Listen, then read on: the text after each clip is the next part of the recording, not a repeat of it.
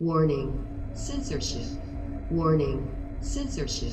It started bleeding, profusely bleeding. The teacher came, took the mask off, and put it back on. So they didn't call me. They did not put ice on it. They just put it back on, hoping it would be a Band-Aid, I guess. David Menzies for Rebel News here in Hamilton, Ontario. Well, I'm with Kaylin Adamo. She is a mother of a senior kindergarten student who, like other students at this school, is forced to wear a mask. But folks, what do you think the school policy is if a student has an injury in which blood is coming out of that child's mouth? Well, will you hear this story? So, Kaylin, as I said in the introduction, you have a child who is in senior kindergarten at a Hamilton school. The rule in the class is all students have to mask up. And your child suffered an injury, and then what happened? Okay, so my son is 5 years old. He's in senior kindergarten. During class, I guess they were doing some exercising in school while he was wearing a mask.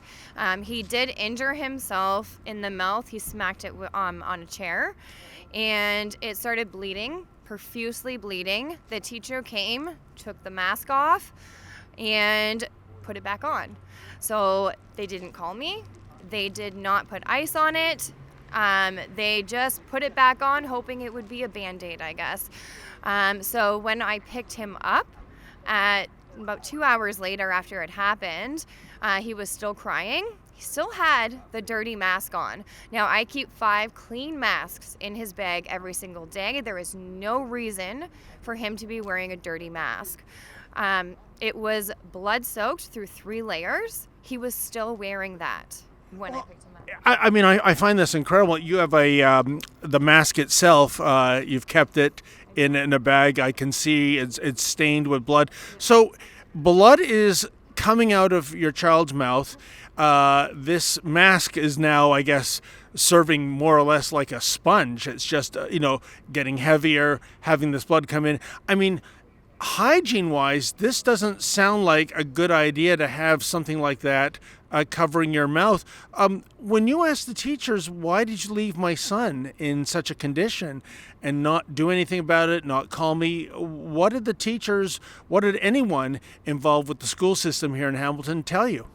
So the day that I did pick him up, the main teacher told me that it was the law that he had to keep a mask on. That was it. That was it. I have been trying to get in contact with the Director of Education at the Hamilton Wentworth District School Board. No replies. Principal, no replies. Basically, I'm getting nowhere. But even if it is the law, the fact remains, I don't think the law says if the child suffers injury, if he's bleeding profusely, that this mask should be on that child. So surely there are exemptions, and especially when you mentioned that there were other cleaner ones in there. And heck, why didn't they call you? He was missing a tooth. It must have been very painful for him. Absolutely. He was in pain for just over a week. I did get a medical exemption for him while it healed. Other than that, I have tried to get him a medical exemption because he does find it hard to breathe in them while he's exercising. So I'm not asking for all the time, just while he's exercising outside, not to wear a mask. They're not allowing that, but they did allow it for my 7-year-old who's in grade 2. And that's at the same school? Same school. So why the difference? Why is there some sort of different threshold, if you will, in senior kindergarten versus grade 2? I don't have a truthful answer for that. I can only speculate that they think it's only because he got injured and I just don't want him to wear a mask. I can only speculate because they're not giving me any answers. But it's also curious, the fact that when the children are exercising, there is a requirement to mask up. With the exception of one fitness chain I know operating in Ontario, gyms are saying, we want you coming in and out of the gym with a mask on. If you're conversing with another member, mask up. But when it comes to doing exercise, don't. That's the worst thing you can do. So where's the science here in mandating that, if you're doing any kind of cardio exercise, that you're covering up your mouth when it comes to breathing? Yeah, I'm glad you asked that. So I have done my own research, and from the World Health Organization themselves, they have said that any mask that is damp, with sweat, with breath, blood, anything at all, it needs to be immediately taken off because it grows the microorganisms which can cause respiratory illness, and that's in adults. So imagine what it does to a child who their lungs are still developing. Yeah, no, that is fascinating, and we're continually told all these decisions when it comes to how we're handling the Wuhan virus. It's all based on the science. It's all based on medical advice. But what you're telling me, Kaylin, is they were acting in the opposite fashion of what medical professionals are, that this isn't something that's good. Absolutely.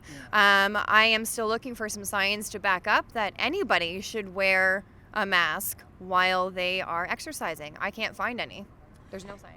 Now, I guess it was a terrible thing that happened. I hope your son is recuperating. Moving forward, what are you looking for? I think you told me off camera that you're getting a petition going. Are you just trying to get some answers as to how this was allowed to happen in the first place? That is one of the main goals.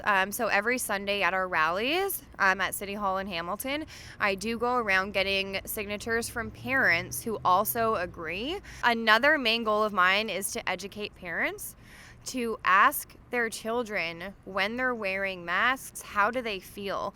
Because if you wear a mask for a certain amount of time, especially in children, you get dizzy, you get headaches, you can actually go unconscious. That's in a more, while you're running track or something, go unconscious. Cognitive difficulties. There's a bunch of different underlying issues that can happen from wearing a mask itself. No, and we've heard those stories, certainly, Kayla. And the other factor, too, is that when we look at the vast majority of deaths due to this virus, we're talking the lion's share are elderly people in long-term care facilities. Children are virtually invulnerable. I believe in Ontario, there's only been one person under 20 that passed away due to this, and there was all kinds of complicating medical issues such as leukemia. So children are amazingly resilient to this virus, and yet here's this paranoia that they have to be masked up even during exercising. I just can't connect these dots. I cannot connect them either. I've been trying to get a hold of the Director of Education, try and get some information. I have tried to call the MP as well. Well, Kaylin, I will reach out to the school and the school board myself. I'm not hopeful for any kind of tangible answers. These organizations will hide behind privacy regulations, even if you give consent for them to speak about your case. But nevertheless, I will reach out. If they have something tangible to say, I'll report that. In the meantime, I guess you're just compiling a petition. Have you thought of any kind of maybe civil lawsuit for what your child had to endure? I am absolutely, that is on the table. 100% on the table. I have spoken to a few lawyers regarding this, so I'm just making a decision on it. I'm trying to get more parents behind me as well, which I am getting. Yes. Well, I wish you and your son the very best. I hope he makes a full recovery. And I'll tell you, that mask was gruesome. I would hate to be wearing that on my face. I would especially hate it if I was missing a tooth, I was still bleeding, and he was just ignored. I mean, I think it's a travesty. Yeah, it's so sad. It's very, very sad, and I don't want this to happen to other children. It's not just about my children, it's about everybody's children. I think that the teachers need to be educated on the proper use of masks, as well as the general public as well, because there's been nothing from the government saying how to use a mask properly, and especially in the school board as well. That needs to be done too. Okay, well, Kaylin, thank you so much for making time for me, and keep us appraised of any further developments as we go down the road. Absolutely. Thank you so much. I really appreciate your time. Well, I did reach out to the Hamilton Wentworth District School Board to get their side of the story, and a spokesman responded with the following statement, quote, "Without providing specifics on this case, some of the facts that you have shared differ from the details provided by our school staff. The child received great care and first aid during the incident. Wearing a mask during emergency situations, like when there is an injury to the mouth, is not our priority," end quote.